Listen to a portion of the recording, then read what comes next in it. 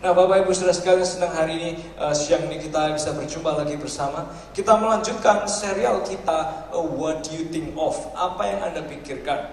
Nah, di minggu yang pertama kita belajar tentang apa yang Anda pikirkan tentang Allah, tentang Tuhan. What do you think of God? Dan kita semua bersama-sama punya kesepakatan bahwa Tuhan adalah Bapa yang ada di surga, yang menginginkan hal-hal yang baik buat setiap kita. Nah, minggu yang lalu Pastor Chong ada di sini, lalu dia mengajak kita untuk berjalan bersama dengan Tuhan. I think that was amazing, ya, itu luar biasa. Kita semua diingatkan bahwa kita semua dalam situasi apapun kita perlu berjalan bersama dengan Tuhan. Dan hari ini Bapak Ibu Saudara sekalian, kita akan belajar bersama tentang ini, what do you think of eternal life? Apa yang Anda pikirkan tentang hidup kekal? Kira-kira kalau Anda ditanya oleh kawan atau keluarga atau seseorang tentang hidup kekal, Anda akan jawab apa? Apa yang akan Anda jelaskan? Yang Anda dipikirkan sejauh ini, hidup kekal itu apa dalam hati saudara masing-masing? Nah, ini ada seorang guru, dia dapat tugas untuk ngajar anak umur 6 tahun, menjelaskan tentang surga. Gak gampang, betul saudara ya? Umur 6 tahun, gimana caranya kita menjelaskan kepada dia tentang surga, tentang caranya masuk surga. Nah, lalu guru ini dia kepingin tahu kira-kira anak yang mau saya ajarin ini sudah ngerti atau belum. Sehingga dia mau cari tahu sejauh mana anak ini punya pengertian tentang surga. Lalu dia tanya gini sama muridnya yang umur 6 tahun. Kalau saya jual rumah, saya jual mobil, semuanya saya jual, lalu saya sumbangkan ke orang gak punya dan saya kasih ke gereja, kira-kira saya masuk surga enggak? Anak kecil ini bilang, enggak. Gurunya bingung. Dia tanya lagi, kalau saya bantu bersih gereja, rapikan gereja, potong rumputnya gereja, kira-kira saya masuk surga enggak? Anak kecil umur 6 tahun ini bilang lagi, enggak. Terus dia tanya lagi, kalau saya suka kasih permen sama anak kecil, saya cinta sama istriku, kira-kira aku masuk surga enggak? Terus anak kecil ini bilang apa, saudara? Enggak, katanya gitu. Oh, dia kepikiran, terus gimana dong? Dia tanya sama anak kecil ini, terus caranya gimana dong kita mau masuk surga? Anak umur 6 tahun ini bilang, mati dulu lah, katanya. Suruh mati dulu, betul. Memang problemnya mau masuk surga itu harus mati dulu. Betul nggak, saudara? Nah, it leads us to the first point, membawa kita ke poin yang pertama tentang ini. Semua orang pasti mati. Semua orang pasti mati. Memang problemnya mau masuk surga, mau tahu surga itu harus mati terlebih dulu. Nah, memang ada ya orang yang menulis beberapa buku gitu, katanya dia pernah punya pengalaman meninggal lalu kembali hidup, lalu dia menulis buku, bukunya laris dan lain sebagainya. Ceritanya kadang menarik, pakai di TV dan lain sebagainya. Tapi seringkali walaupun kita mendengar cerita seperti itu pun, kadang kita nggak dikasih kepastian tentang bagaimana orang sampainya ke surga dan apakah kita ini sudah pasti di surga. Itu yang seringkali kita nggak dikasih penjelasan. Bagaimana dan apakah kita ini sudah pasti ada di surga. Nah, tapi kita semua sadar, Bapak Ibu Saudara sekalian, bahwa semua kita ini immortal, kita nggak kekal. Dan suatu saat kita harus meninggal, dan meninggal bukan hal yang bisa dihindari. Banyak orang pandai, banyak orang berpendidikan, banyak orang punya pencapaian, mereka mulai memikirkan tentang apa sih hidup kekal, bagaimana hidup kekal, dan bagaimana pasti ada dalam hidup kekal yang baik. Nah, walaupun beberapa orang mungkin belum memikirkan, yang lain masih sibuk berusaha dan lain sebagainya, tapi kebanyakan orang, mereka sudah mulai memikirkan apa hidup kekal. Dan apakah dalam hidup kekal nanti saya di tempat yang baik atau di tempat yang buruk. Nah, oleh sebab itu semua orang memikirkan, karena gini saudara, kepastian hidup kekal memberi tujuan yang jelas buat setiap kita. Kepastian hidup kekal itu memberi tujuan yang jelas buat saya, buat kita semua. Sehingga apa yang kita kerjakan, apa yang kita upayakan, bahkan pengorbanan yang kita buat, itu gak sia-sia karena kepastian hidup kekal itu memberi tujuan yang jelas buat setiap kita. Nah, karena semua orang ingin kepastian, rata-rata semua orang ingin kepastian tentang hidup kekal, maka Bapak Ibu Saudara sekalian, muncullah orang-orang dengan sebuah asumsi yang bisa saya sebut dengan asumsi internasional, karena di seluruh dunia hampir percaya dengan asumsi ini. Asumsinya adalah gini, orang baik masuk surga, good people go to heaven. Ini adalah asumsi yang ada di seluruh dunia. Kok bisa, saudara? Karena backgroundnya kayak gini, latar belakangnya asumsi internasional itu gini. Ya, Tuhan yang baik itu ada di tempat yang baik, menyediakan tempat yang baik, bagi orang yang baik. Nah, Tuhan ini dia punya banyak nama, bahkan dia dibalik dari semua agama, sehingga kalau orang percaya agama apapun, mereka bisa masuk dalam surga. Nah, ini adalah asumsi internasional semua orang, karena kelihatannya ini yang paling masuk akal. Jadi mereka berpikir asumsi internasional adalah orang baik itu masuk ke surga. Nah, oleh sebab itu Bapak Ibu bisa membawa kita kepada pertanyaan yang kedua, adalah gini. Apa ukuran dan standarnya baik kalau orang baik itu masuk surga? Apa ukurannya dan standarnya baik kalau memang orang baik itu masuk surga? Pasti dong kita harus tahu kan standar. Kalau nggak gitu gimana dong? Nah, semua orang percaya bahwa kita ini akan menghabiskan kekekalan di sebuah tempat. Ada kelompok orang yang percaya akan surga, ada kelompok orang yang percaya akan neraka, ada kelompok orang yang lain yang percaya bahwa nanti jiwa kita akan kembali ke dunia menjadi sesuatu yang baru dan sesuatu yang lebih baik lagi. Ada banyak macam orang percaya akan begitu banyak hal. Tapi kalau yang menariknya adalah gini, semua agama hampir punya kesamaan. Kesamaannya adalah gini, saudara, sebuah prinsip ini. Bagaimana Anda hidup di dunia menentukan apa yang terjadi di kekekalan. Ya? Bagaimana Anda hidup di dunia menentukan apa yang terjadi di kekekalan. Nah, sehingga dengan adanya asumsi internasional tadi bahwa orang baik masuk ke surga, sambil Anda merenungkan kira-kira baiknya itu standar ukurannya itu berapa. Pernah nggak Anda kira-kira tanya gini, kalau misalnya Tuhan itu nunggu di depan surga, di depan pintu surga, lalu kalau Tuhan itu sebelum Anda masuk, Anda ditanya gini, Pak, kasih saya satu alasan kenapa saya harus izinkan Anda masuk. Kira-kira saudara mau jawab apa? Coba bapak-bapak, ibu-ibu ya Anda pikirkan. Kalau sampai Anda mau masuk surga, lalu Tuhan tanya gini, kenapa saya harus izinkan Anda masuk ke surga? Kira-kira Anda jawab apa? Rata-rata kalau kita cara berpikir kita seperti orang pada umumnya dengan asumsi internasional kita akan bilang gini, wah Tuhan, saya ini sudah mencoba untuk selalu setia, selalu taat, selalu jujur, nggak pernah nggak bayar hutang, juga nggak pernah sakitin orang lain, juga dan lain sebagainya. Mungkin Anda juga akan berkata gini, Tuhan, saya ini ya tidak pernah menipu, saya ini tidak pernah bohong sama pasangan saya tidak pernah merusak nama baik orang lain, saya tidak pernah, pokoknya yang jelek-jelek kita bilang kita nggak pernah. Dan bahkan kita bilang sama Tuhan, di semua area di keluarga saya melakukan yang terbaik, di area ini saya melakukan yang terbaik, di area itu saya melakukan yang terbaik, dan lain sebagainya. Nah, seringkali ketika kita mendengar jawaban kita sendiri, Bapak Ibu Saudara sekalian, rata-rata entah kita orang Kristen yang agamawi ya, Anda orang Katolik, Anda orang Buddha, Anda orang Islam, Anda orang Hindu sekalipun, semua jawaban kita itu akan selalu berpusat pada apa? Perbuatan baik yang kita lakukan. Betul saudara? Seringkali jawaban kita selalu berpusat pada perbuatan baik yang kita lakukan. Sehingga akhirnya gini, banyak orang ini punya Tuhan gak punya Tuhan, yang penting kita ini baik, gak ngerusak orang lain, gak ganggu orang lain, gak masalah, nanti kita pasti masuk surga. Karena asumsi internasional adalah orang baik masuk surga. Nah, oleh sebab itu Bapak Ibu Saudara sekalian, semua orang akhirnya mereka mulai cari tahu. Karena sudah mulai memikirkan, sehingga muncul pertanyaan gini, apa ukurannya baik kalau memang orang baik masuk surga? Standarnya ini apa tuh? Dan bahkan Anda akan tanya gini, batas nilai bawahnya itu apa? Batas nilai atasnya itu apa supaya saya masuk surga? Pasti dong saudara.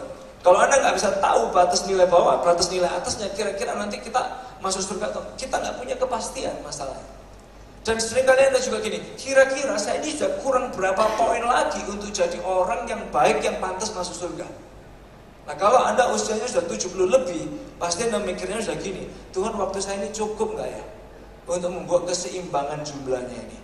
Jangan-jangan waktu saya nggak cukup untuk terus berbuat baik, padahal jumlah balance-nya itu lebih jelek, lebih banyak buruknya daripada baiknya. Kalau kita umur 70 mikir di waktu.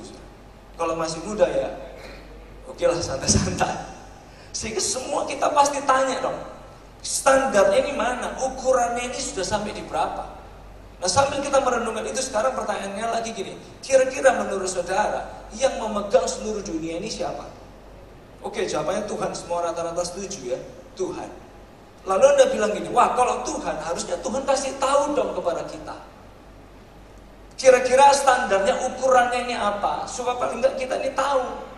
Atau paling enggak Tuhan tiap tahun lah buatin tes atau ulangan. Kan kalau misalnya kita enggak lulus pun kita bisa remedi sama Tuhan. Betul saudara. Kan Tuhan yang menciptakan alam semesta. Tuhan kasih tahu lah, kalau enggak buat tes lah, paling enggak kita ini loh harus tahu seberapa baik kita untuk bisa masuk di surga, untuk bisa punya hidup yang kekal. Nah, Bapak Ibu Saudara sekalian, semua orang merenungkan, dan beberapa orang yang mungkin gak terlalu peduli dengan hidup kekal, Anda datang ke gereja lalu Anda bilang, wah ngapain kita dengar tentang hidup kekal? Bukannya ini urusannya pemimpin agama. Masalah hidup kekal urusan pemimpin agama. Betul saudara, tapi setiap kita juga perlu memikirkan, karena gak seorang pun bisa tahu kepastiannya ketika mereka hanya bersandar pada hidup baik. Mahatma Gandhi dia pernah ngomong gini. Mahatma Gandhi dia pernah bilang, di dunia politik, Anda coba perhatikan kata-katanya. Menurut saya ini kebalik. Dia bilang gini, di dunia politik, sosial dan ekonomi, kita bisa melihat kepastian. Tapi di dunia agama tidak ada kepastian yang jelas, sehingga tidak ada kepastian dalam agama. Menurut saya terbalik. Justru dalam Yesus itu ada kepastian. Yang percaya katakan yes. Nah, ada orang perempuan pergi jumpai omanya umur 90 tahun. Karena omanya sudah mulai sakit-sakitan gitu. Lalu dia datang. Dia berpikir gini, wah saya ini udah lama gak ketemu dan kita ini hampir gak pernah ngomongin tentang hidup kekal, tentang surga. Jadi orang ini dia pergi nemuin emaknya umur 90 tahun. Mulai ngobrol sampai dia datang ke pertanyaan ini. Oma, kita ini gak pernah ngomong tentang hidup kekal. Menurut Oma, kalau Oma meninggal nanti Oma masuk surga gak? Umur 90 tahun. Omanya jawab apa saudara? Ya semoga nak. Wah mikir ya, 90 tahun jadi orang baik, masuk surganya masih ya semoga. Betul gak saudara? Bayangin gak kurang baik apa? Nunggu suaminya sampai meninggal, sampai dia ada di sana terus sayang sama cucu-cucunya. Di komunitas juga memberi kontribusi, disukai banyak orang. Mungkin wah taat bayar pajak.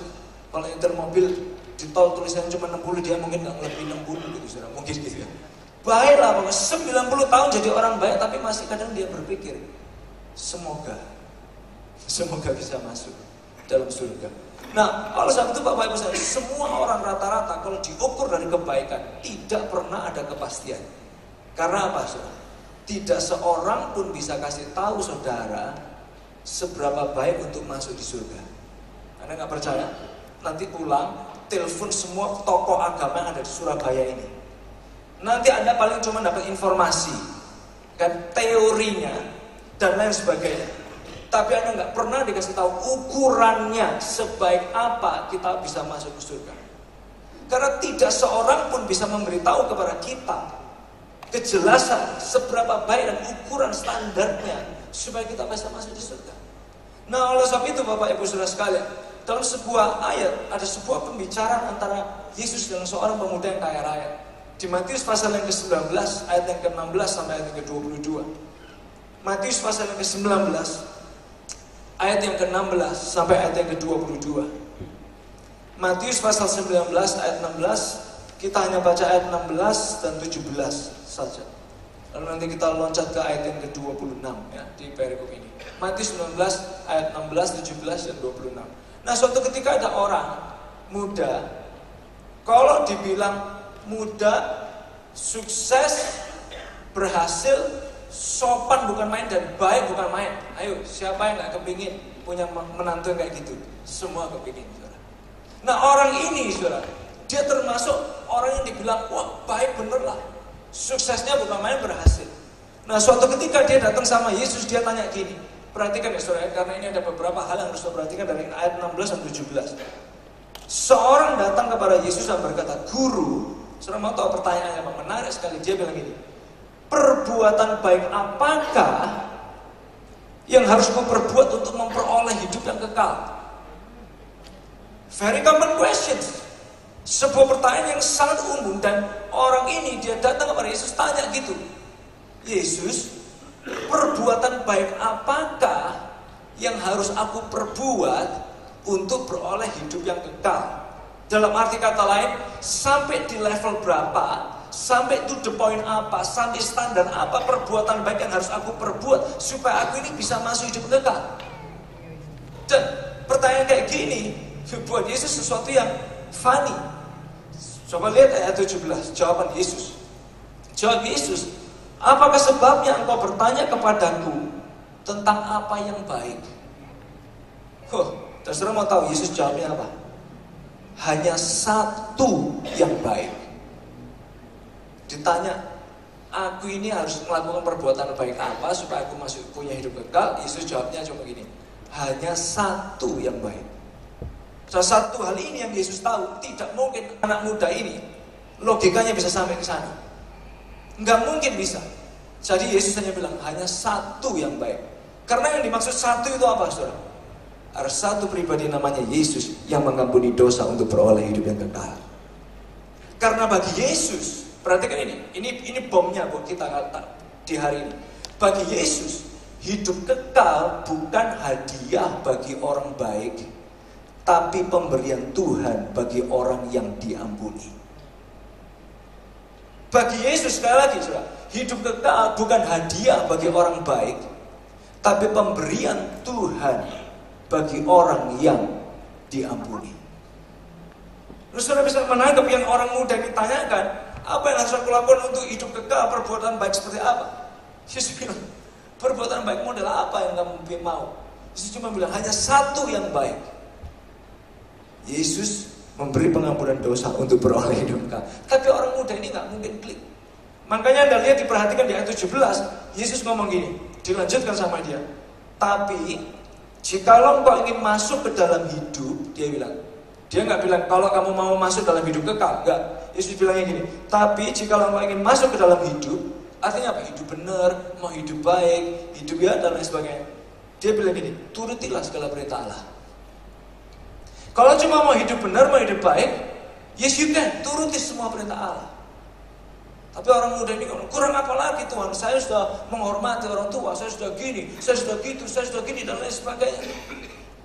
Ada satu hal yang nggak bisa dia terima. Karena apa? Untuk beroleh hidup kekal itu bukan hadiah bagi orang baik, tapi itu pemberian Tuhan bagi orang yang diampuni oleh Tuhan. Lalu Yesus melanjutkan di ayat 26, saudara. Perhatikan ini. Ini waktu Yesus ngomong sama murid-muridnya ya, private talk, pembicaraan pribadi, dia bilang gini.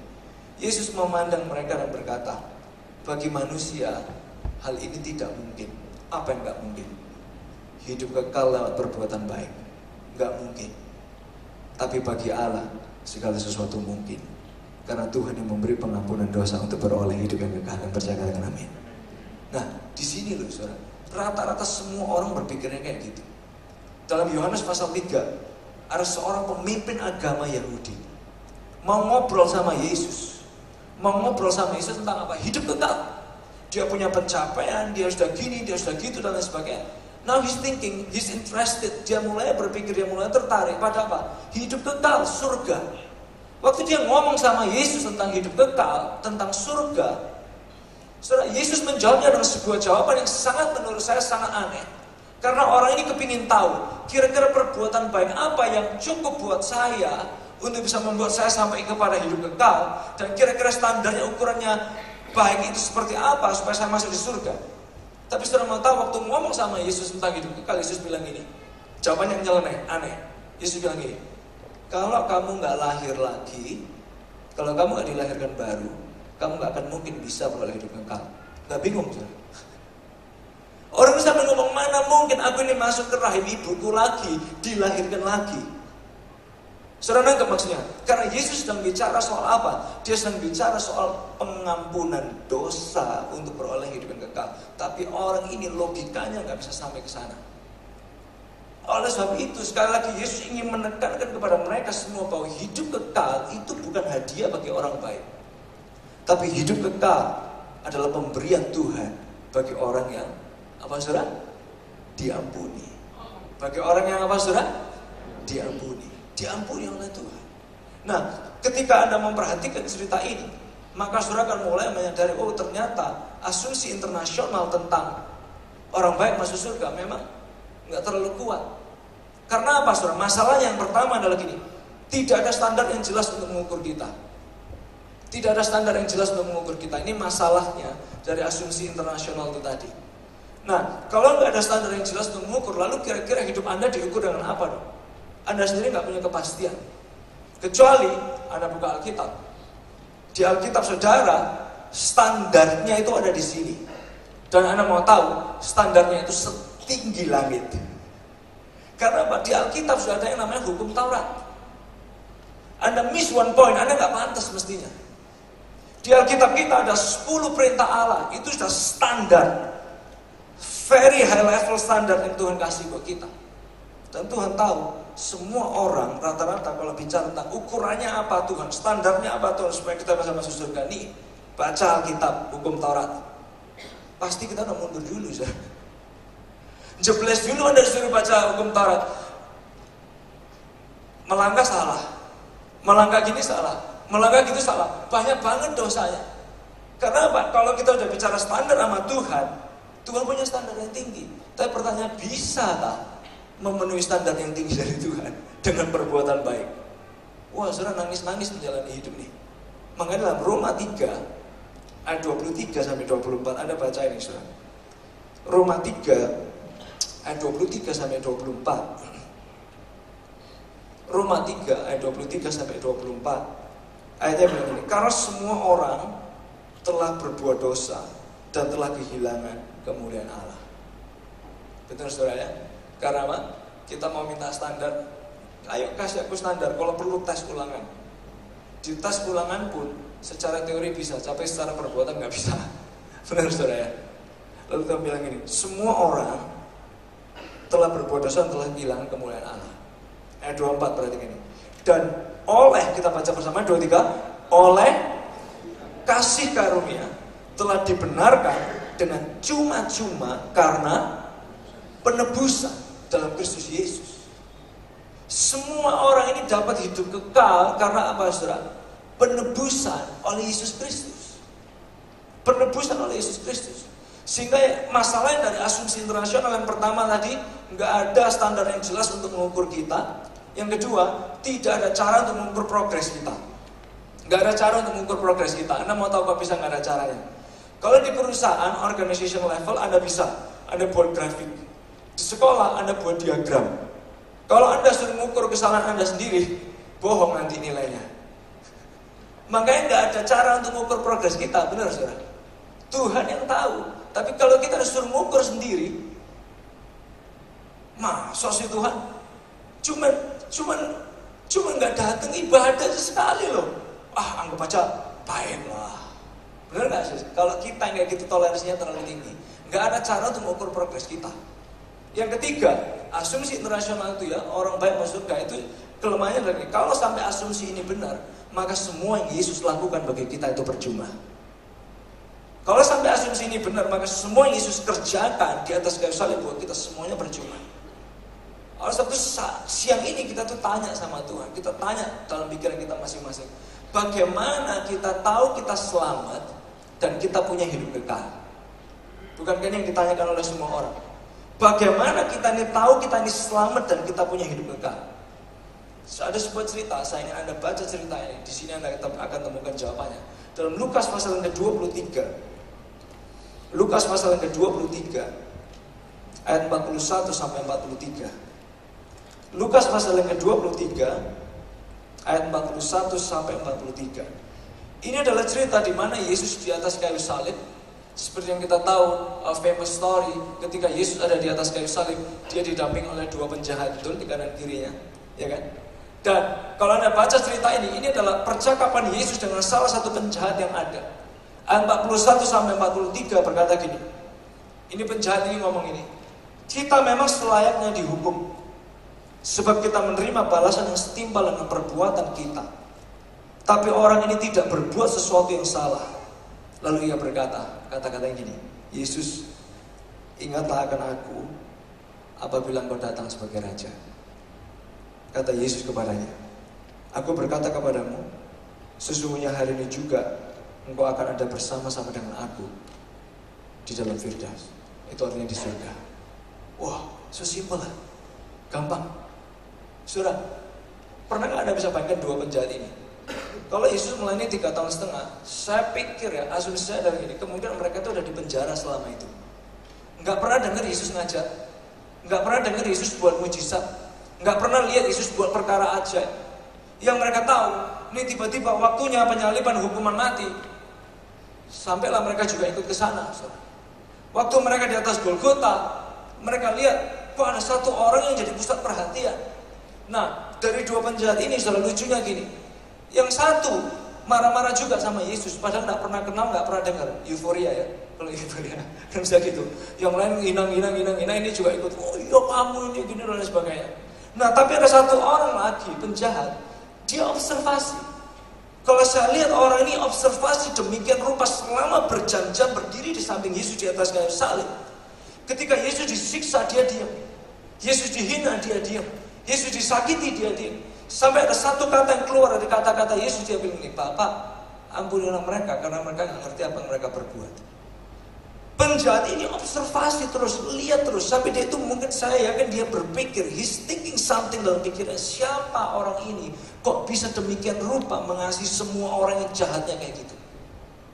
Dia pasti sampai ke sebuah pemikiran, mungkin ini yang Mesias. Waktu aku dulu SD pernah belajar di sekolah, yang Mesias itu akan datang, dia akan disalib, dia akan dibunuh dan lain sebagainya. Sampai satu titik orang ini ngomong gini, wah, dia kagum. Lalu dia bilang, Yesus, ingatlah akan aku apabila kau datang kembali sebagai Raja. Berarti he got something. Nggak nangkap maksudnya ya. Kalau dia nggak nangkap, dia cuma gini, Yesus, ingatlah akan aku kalau kamu di surga. Simple. Tapi dia bisa ngomong gini, Yesus, ingatlah akan aku apabila engkau datang sebagai Raja. Karena dia tahu, this guy is the Messiah guy. Lalu Yesus bilang, aku berkata kepadamu, hari ini juga engkau akan ada bersama aku di Firdaus. So what do we learn? Apa yang kita pelajari tentang hidup kekal? Hidup kekal bukan hadiah bagi orang baik, tapi hidup kekal adalah pemberian Tuhan bagi orang yang apa saudara? Diampuni. Bukan artinya, oh gereja ini ngajarin orang itu gak hidup baik. Bukan. Ketika Anda diampuni oleh Tuhan, Anda merasakan anugerah dan cinta Tuhan, hidup kita akan terbangun jadi lebih baik dan lebih baik dan lebih baik lagi. Yang percaya dengan amin. Ketika Anda tahu rasanya diampuni oleh Tuhan, Anda gak akan sembarangan dengan hidup Anda. Betul Bapak Ibu sekalian? Tapi ketika kita belajar tentang hidup kekal, setiap kita harus bersama-sama, I will say what we believe. Apa yang kita pikir tentang hidup kekal? Hidup kekal itu bukan hadiah bagi orang baik, tapi itu pemberian Tuhan bagi orang yang diampuni. Semua orang memikirkan ini, saudara. Ketika tadi pagi saya bilang, kalau kita udah makin usia, rata-rata orang makin usia makin takut mati. Kalau masih muda, kita nggak mikir meninggal. Masih sehat kok, jalan aja nggak perlu sakit, ya kan saudara. Tapi makin kita usia, semua orang makin takut mati. Saya tuh tanya sama beberapa oma yang biasanya datang ibadah pagi. Saya tanya gini, saya ini punya temannya itu stres. Kok bisa ya? Saya tanya gitu. Oma ini jawab apa? Takut mati mungkin ya. Rata-rata orang makin tua makin takut mati. Tapi ketika kita belajar tentang hidup kekal, what do you think of eternal life? Apa yang Anda pikir tentang hidup kekal? Hidup kekal itu bukan hadiah bagi orang baik, tapi ini adalah pemberian Tuhan bagi orang yang diampuni. Ada sebuah ayat yang berkata seperti gini, Bapak Ibu Saudara sekalian. Yohanes 5 ayat 24. Aku berkata kepadamu, sesungguhnya barang siapa mendengar perkataanku dan percaya kepada Dia yang mengutus aku. Mendengar perkataanku dan percaya kepada Dia yang mengutus aku, yaitu Yesus. Ia mempunyai hidup yang kekal dan tidak turut dihukum. Sebab ia sudah pindah dari dalam maut ke dalam hidup. Artinya gini saudara, when you believe, ketika kita percaya itu artinya menyerahkan seluruh hidup kita kepada Yesus dan diampuni setiap hari bersama anugerah Tuhan, kita itu sudah dipindah dari dalam maut ke dalam hidup. Roma 6 ayat 23 berkata, sebab upah dosa ialah maut. Ayo siapa yang sampai hari ini masih gak berdosa saudara? Semua sampai hari ini masih berdosa, boleh angkat tangan ya? Berarti upah kita maut dong harusnya. Benar gak saudara? Tapi ayatnya bilang apa? Upah dosa ialah maut, tetapi karunia Allah. Karunia itu sesuatu yang you don't deserve. Anda gak pantas tapi Anda dikasih cuma-cuma. Karunia itu sesuatu yang Anda nggak bisa bayar, tapi Anda diberi secara cuma-cuma. Tapi karunia Allah ialah hidup yang kekal dalam Kristus Yesus, Tuhan kita. Nah, oleh sebab ini loh yang Yesus bilang, hidup kekal itu bukan hadiah bagi orang baik, tapi pemberian Tuhan bagi orang diampuni. Pertanyaan lagi gini, oke, sekarang saya sudah percaya kepada Tuhan. Bisa nggak saya tahu pasti bahwa saya ini punya hidup kekal dan ada di surga nanti? Bisa nggak, saudara? Bisa. Dari mana? Ini ayatnya, saudara. Anda buka dalam 1 Yohanes pasal yang kelima, ayat yang ke-11 sampai ayat 13. Ayat 13 itu yang memberitahu kita kepastiannya. Ayat 11 sampai 12 ini penjelasannya, saudara. 1 Yohanes 5 ayat 11 sampai 12 bilang ini, inilah kesaksian itu, Allah telah mengaruniakan hidup yang kekal kepada kita. Dan hidup itu ada di dalam anaknya. Anaknya namanya siapa, saudara? Yesus. Barang siapa memiliki Yesus, ia memiliki hidup. Barang siapa tidak memiliki Yesus, ia tidak memiliki hidup. Terus buktinya di mana dong? Kalau saya bisa tahu pasti bahwa saya ini akan melihat dan punya hidup kekal. Ayat 13 bilang gini, saudara. Ayat 13, Anda perhatikan bersama, kita baca sama-sama. Semuanya itu kutuliskan kepadamu, supaya kamu yang percaya kepada nama anak Allah. Nama anak Allah siapa, saudara? Yesus. Berikutnya bilang apa? Tahu. Mari kita ucapkan bersama, 2, 3. Tahu bahwa kamu memiliki hidup yang kekal. Bisa nggak Anda tahu bahwa Anda punya hidup yang kekal? Bisa. Pasti nggak ada punya hidup yang kekal bersama Yesus di surga? Ini pasti ketika kita percaya kepada Yesus.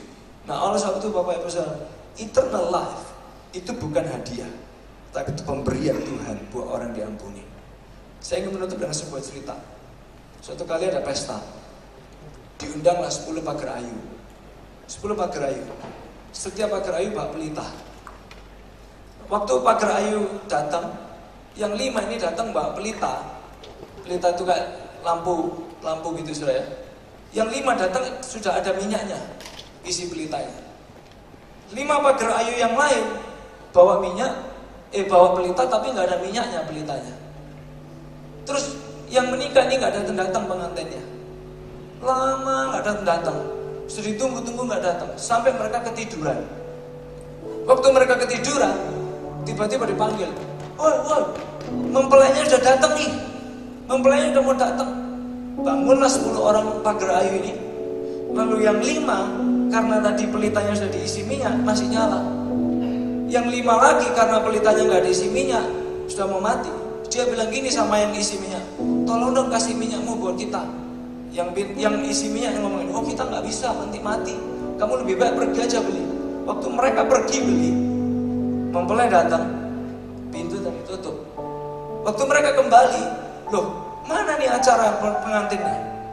Ketok-ketok pintu.